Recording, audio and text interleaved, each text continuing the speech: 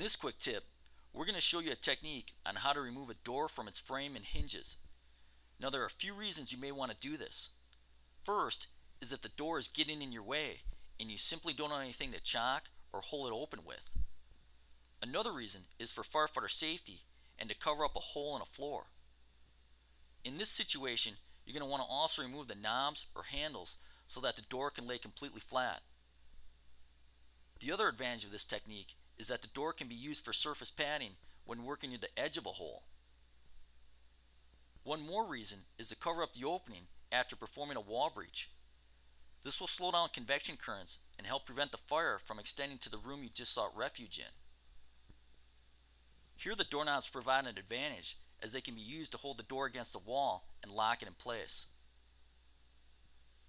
Place your tool on top of the bottom hinge and partially close the door.